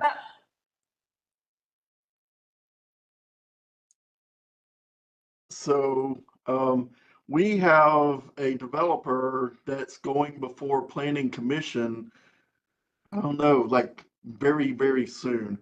And he is basically going to build us a chunk of the Greenway. He's developing the Decal property area. And so he's going to run that Greenway basically where Daniel's pushing it. And it gets over to, I think his property must end somewhere about the creek, that little creek part. And then there's another developer that's building the section that's up there. What is that road called, Daniel? Shady Brook. It's called Shady Brook. And he's going to tie into this, what's this looping, Seagrays? He's going to tie into Seagrays, but he's not going to build the Greenway as part of his development. But it'll be there. He's going to set aside the stuff, a corridor. So it's going to be, if that developer does get through, I mean, he's going to build his thing in phases. And so he will build his phase one, which is about to, where this creek, what is that right there, Daniel? The creek that's near, no, the other one, the other end towards Cars Creek. So that little creek stream area right there, he's going to build that probably as his phase one, and then he will move to further back as part of his next phases. So I don't know how long his design process is, but that's coming and everything. And so in the future, it might vote us to eventually like apply for some funding to complete that over there to Seagrays and that kind of stuff. And all, it's just an idea. It's something that we can. Looks great. Okay, so this idea like that this developer is putting forth would be public greenway that Correct, the public could use. correct. It'll be, They're not gonna fence it off or something like that, or be like, you can't come in here past No. 6 PM. yeah, no, it's completely public, over a mile plus of greenway that he's gonna build through his development, for public use. Did he say like, is he thinking 10 feet, 12 feet, It's in substandard that, 8? we told him in that 12-foot range, yeah.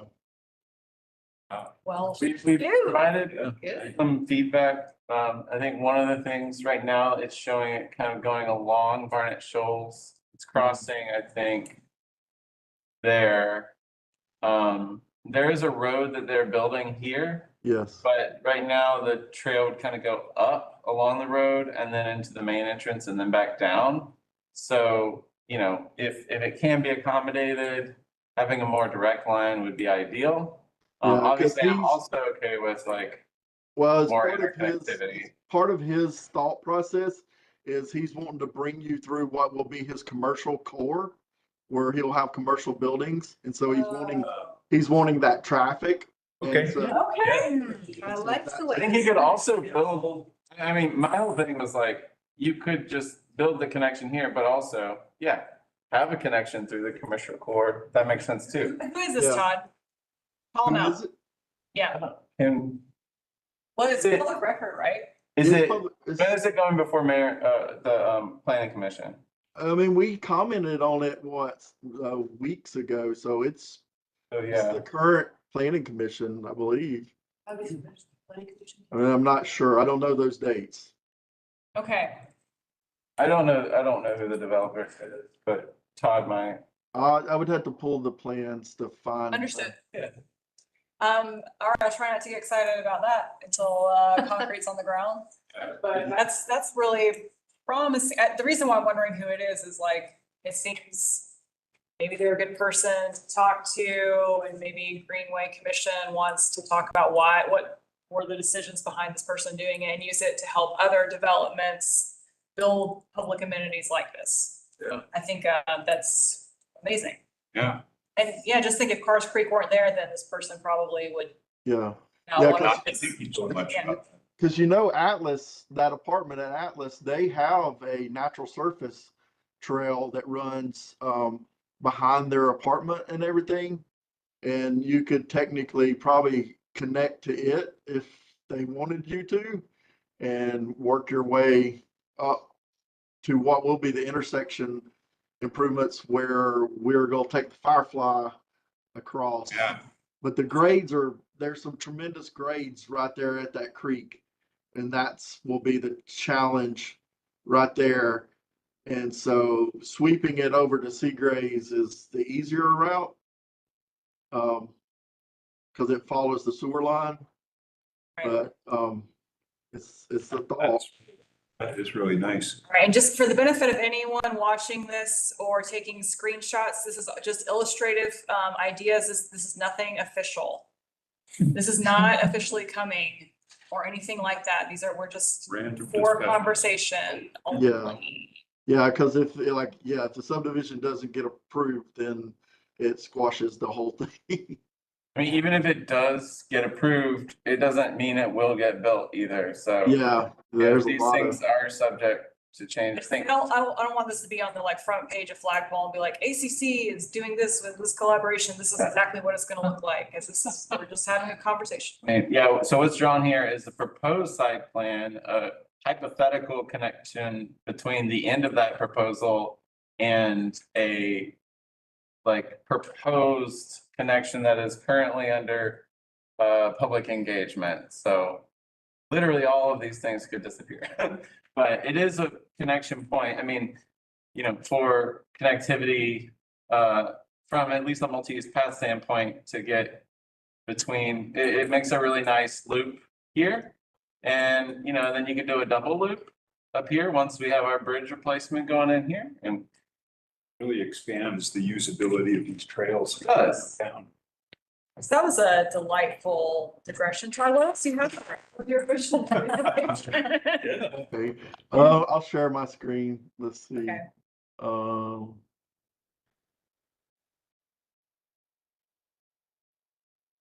So is it up and going? Well, let me get back to here. So, Firefly, Phase 3, basically what is happening is Derek has broke the project into 3 segments. And so basically the first segment starts down here at Hancock and goes to Rannoch. The next section goes from Rannoch to, what is that, Moss, I believe, right there. And then the third segment is the big bow in the trail. And so Derek currently has the segments 1, 2, and part of 3 out to bid. So that means that I I believe didn't get to congratulate him. so Yeah. basically, right before we get to the subdivision that's right here, in the curve of the trail is where he's stopping with this bid while he's finishing up negotiations for the easements from the property owners at this area, right at the Corny Lake area. And so, and then they will proceed, you know, if, once the easements are they've gotten them and that kind of stuff. Okay. So that's the goal is the bids are due Tuesday, August 6th. And the goal is to issue a notice to proceed with construction in October of this year. And Derek is having them basically build it in, like we said, the segments, because they don't want the contractor just to go rip up miles of stuff and disturb people's properties and stuff. So they'll probably start here at Hancock and Spring Valley and work their way towards Winterville. And then you potentially would have segment 1 come online and then segment 2 come online and so forth. And then let's see, the next one is the bridge, Oconee Street Bridge. It's technically under construction right now. They're doing preliminary survey work and some utility coordination.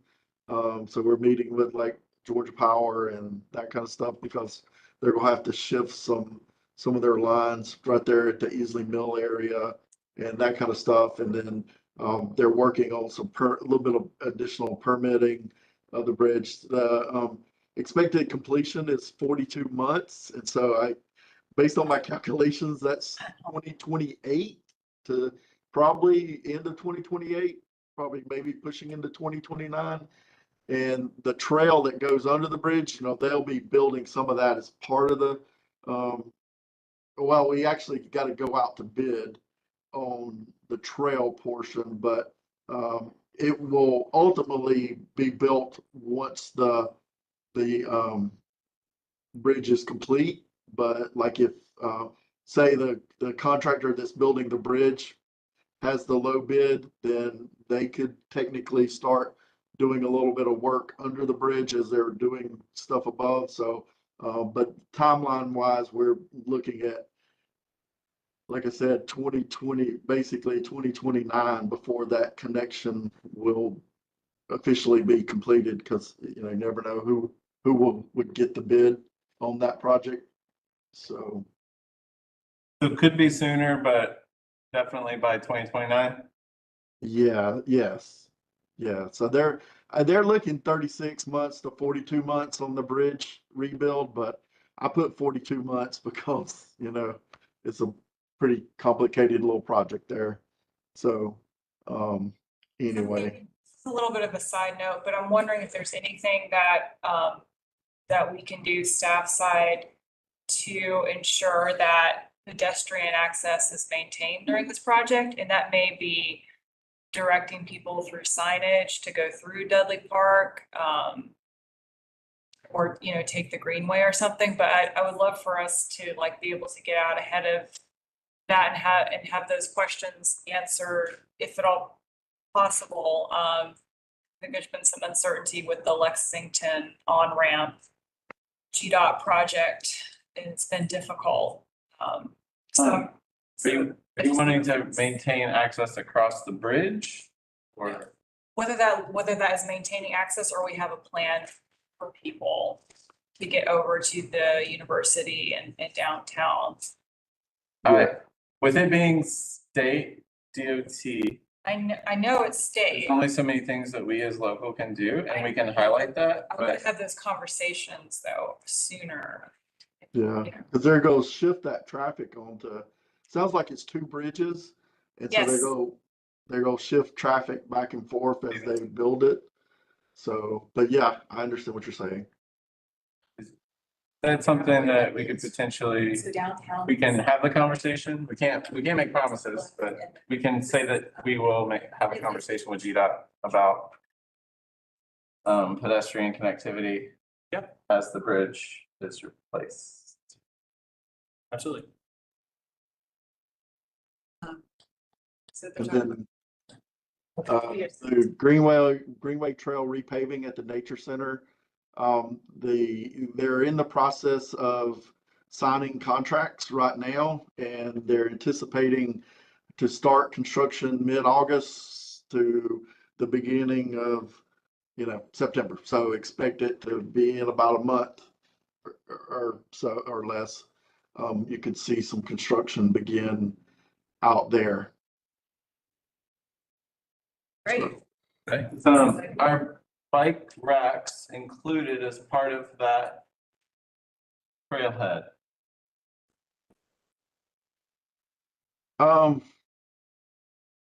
I gave them the information. I can't remember budget wise. I think they are. I think they accepted all the alternates as best I can remember.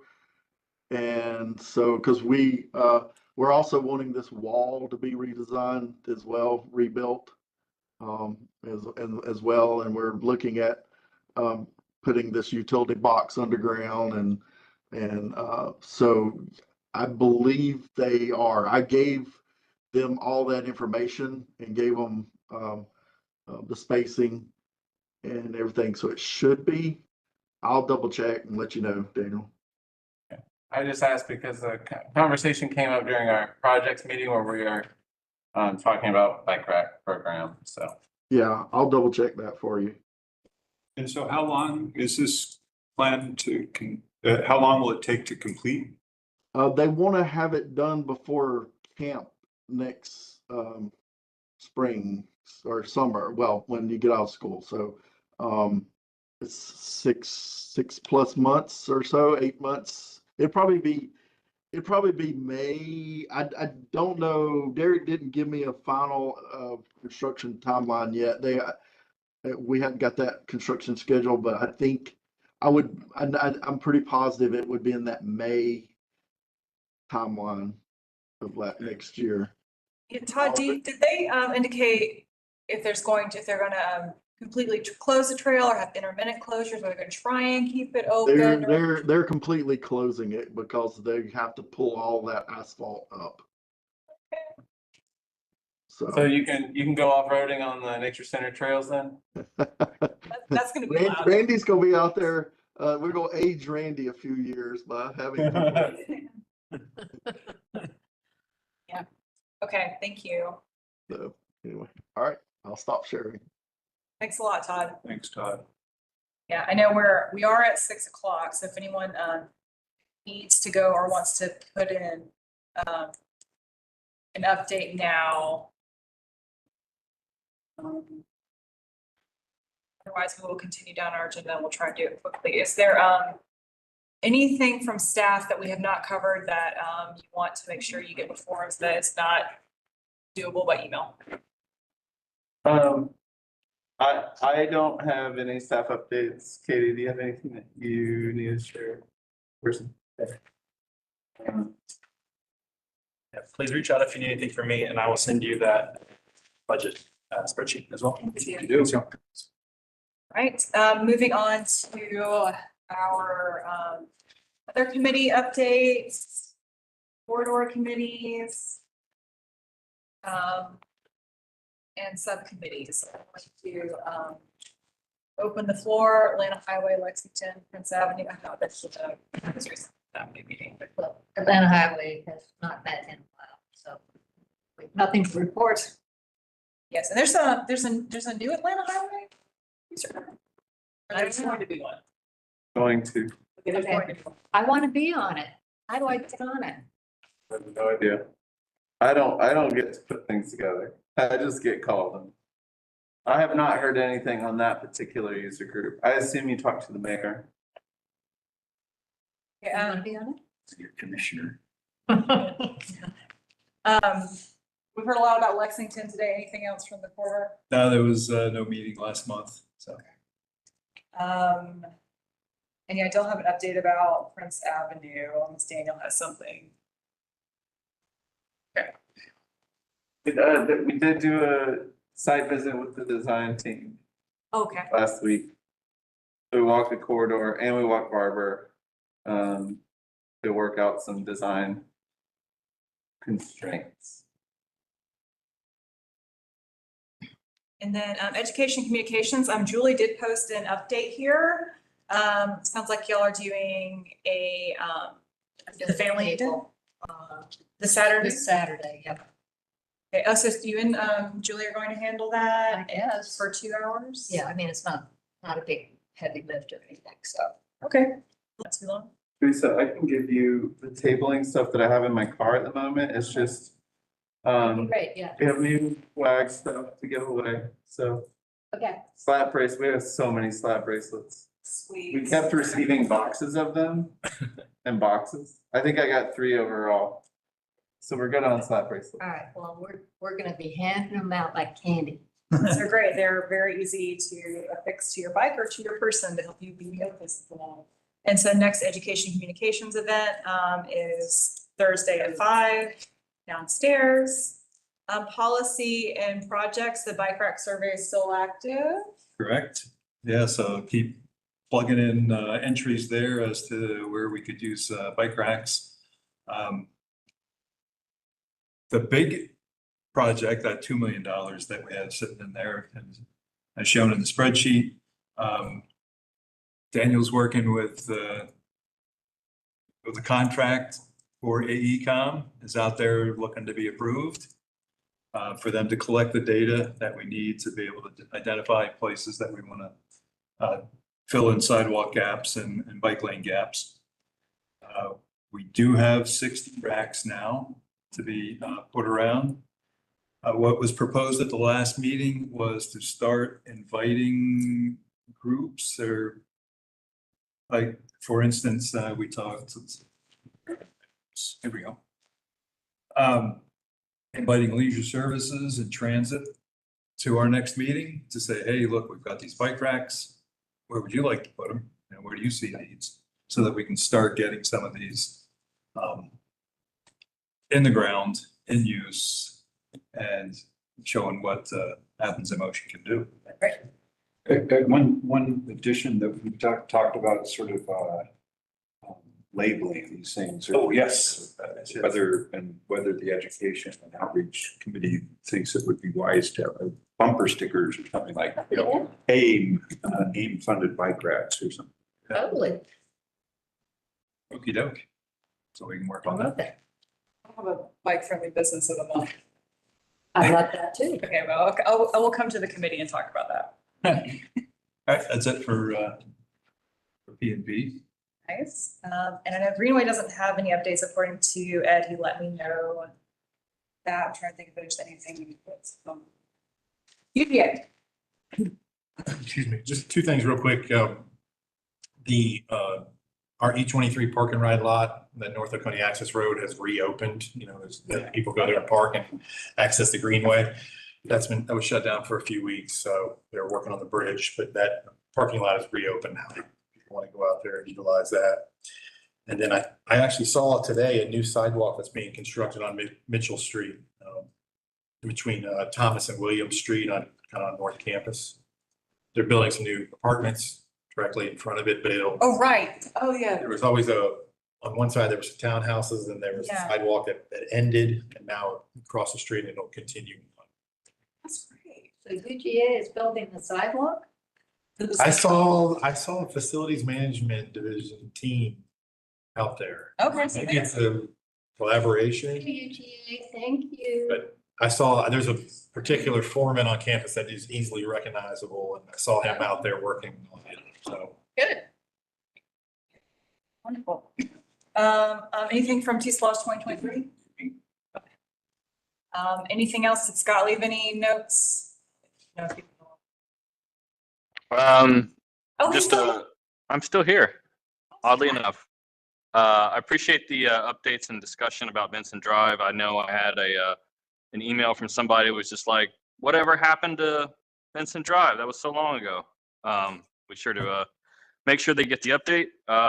Bike Athens Joyride is this Friday at 6 o'clock. If y'all want to join us, that's all. Thank you, Scott. Anything else? Yeah, and we're super over, and committees, I don't mean to rush y'all through the committee updates. If you ever want like a significant chunk of time, just let me know. And you know that I'll give it to you on the Okay. agenda. No, good. Okay, I'm good. all right. I know we always breeze through it pretty quickly. With that, I will entertain a motion to adjourn this meeting. First from Teresa, I will second it. All those in favor? Aye. All right, thank you all so much.